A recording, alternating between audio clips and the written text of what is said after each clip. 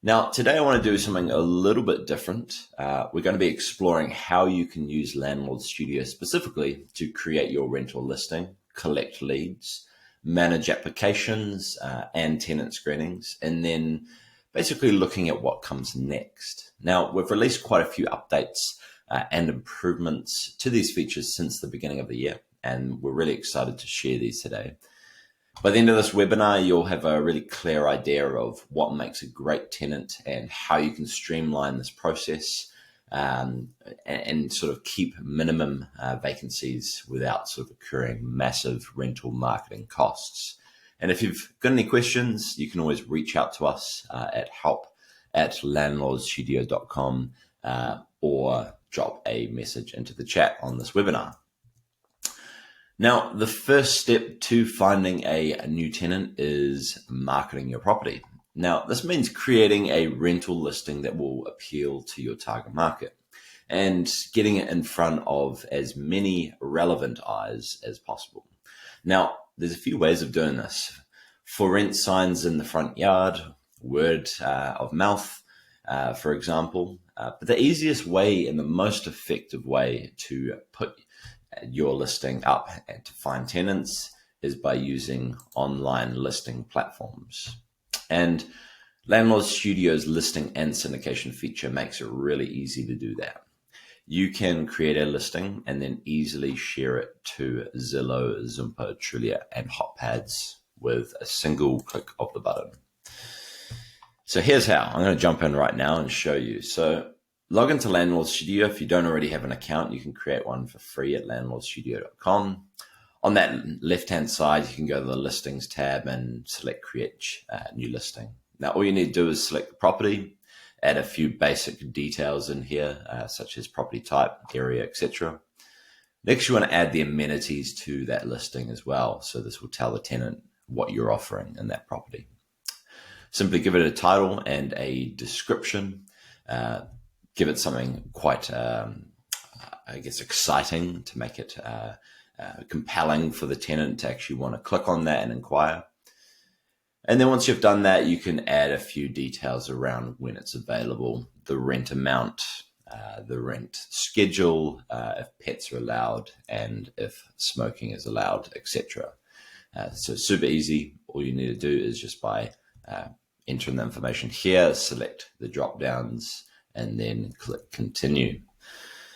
Once you've done that, add your contact details to the listing, and then now it's time to add all your photos. So we make it really easy to add photos. You can add them, swap them around, add and change the order, and then click save. And then that essentially brings us into the final step, which is the pre-screening. So pre-screening questions is basically a way to help you screen out tenants and make sure that you're also in line with the fair housing guidelines.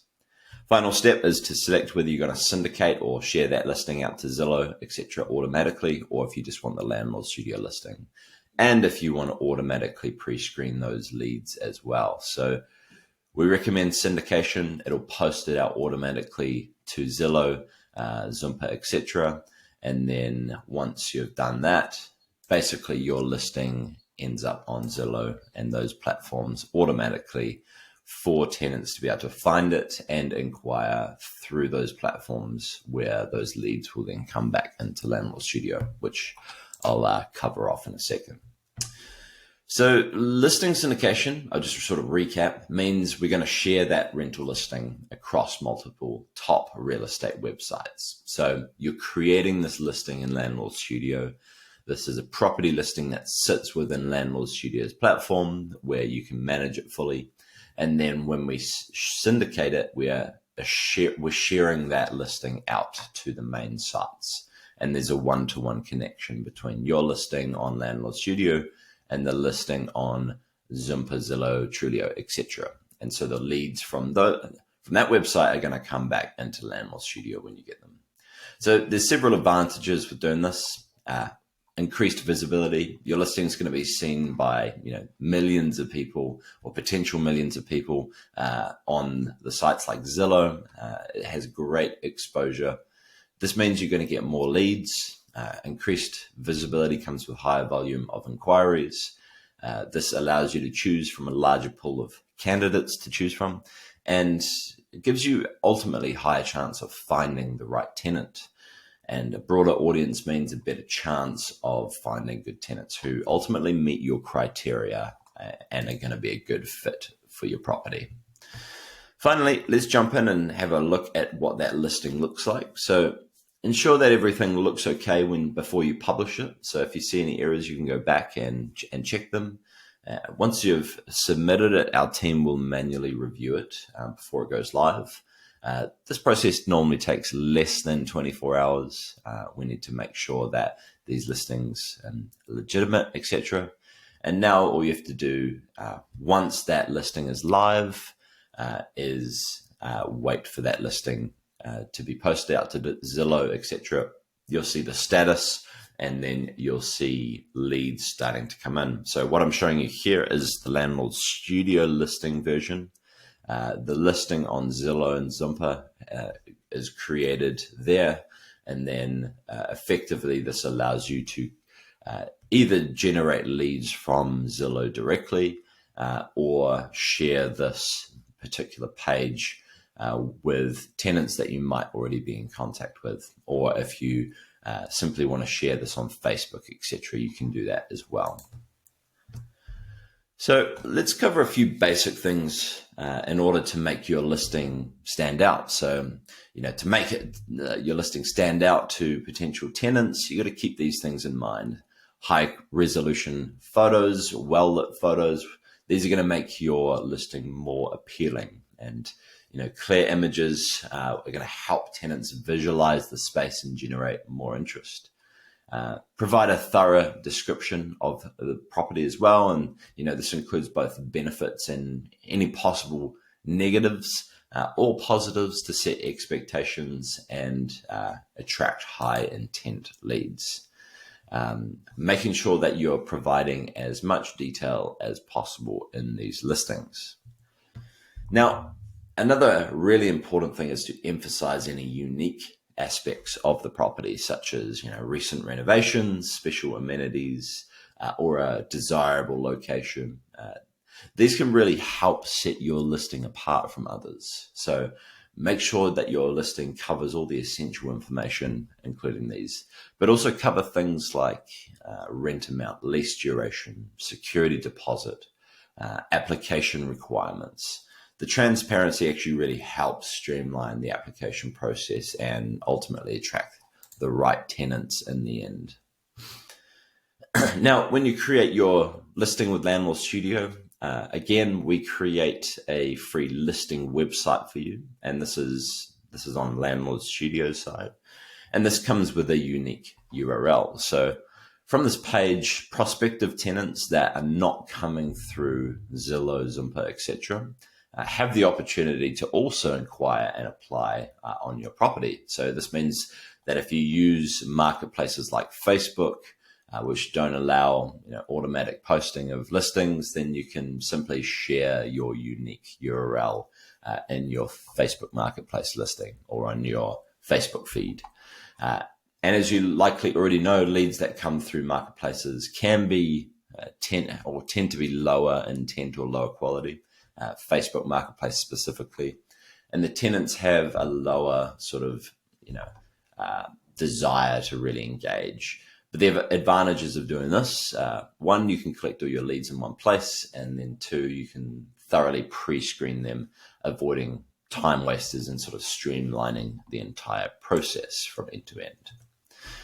So let's jump into part two. This is all about reviewing tenant leads. Again, if you have any questions, drop it into the chat below. We'll be sure to answer those at the end. But let's cover off reviewing tenant leads. So once you've received a lead from a source, whether it be Zillow or through your live listing URL, you'll be notified by email automatically. So you'll know exactly when it comes in.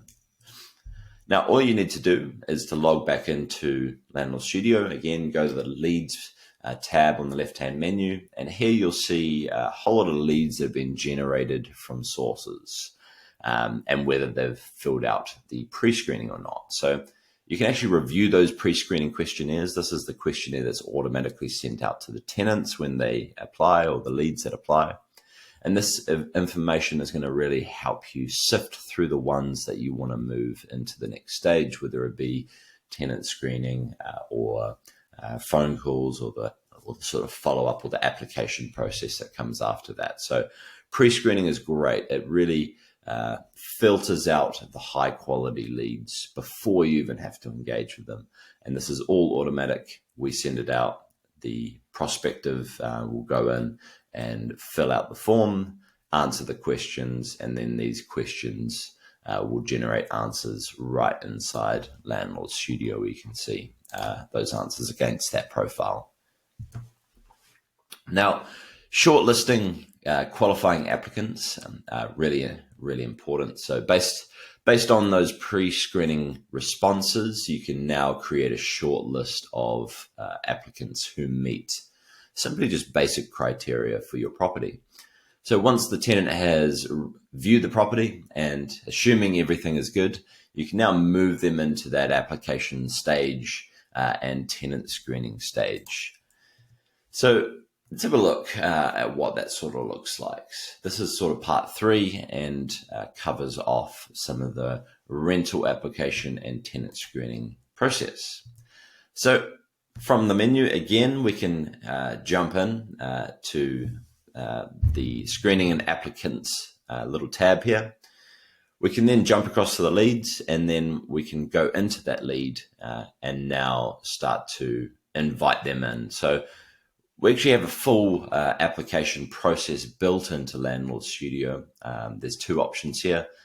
You can either run a tenant screening report, or you can invite them to do a full application where you collect more information, such as pay stubs, more financial information, previous landlord information, all that sort of good stuff. But in this case, we're running a tenant screening report. We're having the renter pay for that report, and we are then inviting them in to submit their information, and which then provides us with ability to see the tenant screening report generated by TransUnion. So in this case, this is the experience the tenant is now following. They get an email, they log in. Now they have the chance to then upload all their information for the tenant screening side. So basically what this is allowing you to do is really take it into the next step. So once you've decided that there's a tenant that you're wanting to engage with, and actually let them apply for the property, you can then move them into having them do a full application process with a tenant screening report. And now that tenant screening report will highlight a lot of the things that you're going to want to know before making that final decision. This is all private and secure from the tenant side. When we ask them for all this personal information, this is simply provided and passed through to TransUnion automatically. And we do a soft credit pull, very similar to how you would have used a tenant screening report before. However, this is all baked into Landlord Studio's experience. So once they've paid and submitted their application, or you've paid for the report, so we give those 2 options. Once they've submitted all their information, you'll be notified by email, where you can then log back in and view the report. Now, the report will include 4 main parts to this. So we've got full credit report, we've got an identification report. This is basically telling you exactly who they are and if their information matches up with ID records, social verification, nationwide criminal background check, and a nationwide rental history evictions report. And the first thing to do is cross-reference the report details with the applicant details. So interpreting the report, you'll want to dig into the sections of the report, such as the resident score, current open trade lines, whether they've got loans, etc., and whether they have a history of timely payments. So actually paying off loans and paying off trade lines, etc. So you're going to want to look for any red flags that may indicate that they can't or won't pay the rent on time. So next, take a look at the evictions and the criminal history reports. You'll want to compare this information against your preset tenant criteria that you're wanting to enforce for this property, and that will help you sort of align whether this person is suitable. And next, you want to make that decision. So based on the application, the screening report, all this information that you've gathered, the phone calls that you'll do to the landlord or previous landlord, this is when you start to now get into that process of making that final decision. So remember, if you use information from the screening report in the final decision, you will need to notify the tenant that their application has been declined, for instance. So if you are declining based on tenant screening information, then you'll need to issue an adverse action notice per the FCRA guidelines. So we've got templated emails to do that. You can find them on our website. And finally, if you do choose to proceed, you can move them on to finalizing and signing that lease agreement with that selected tenant. Now, before we move on, I'm just going to dig down into that tenant screening report just a little bit so that you can understand and interpret this report and help you make that crucial decision for your potential tenant. So the key elements to look for in the report are the resident score. So this is a proprietary score by TransUnion and is based on the tenant's credit score, but gives more weight to rental history and rent payments. This score is an indicator of an applicant's financial responsibility. So look for scores that meet your minimum threshold of for an acceptable credit risk, for instance. The next is the credit history. So review the applicant's credit history for any sort of significant issues such as late payments, high levels of debt, bankruptcies, etc. Pay attention to the detail of their credit history as well and how they've managed their finances over time. And then obviously the eviction history. So check their rental history for any disputes with landlords or evictions on their report. And, this is going to be an indicator of future problems or that may require further context from your side. Alternatively, no evictions and positive landlord references are a great indicator.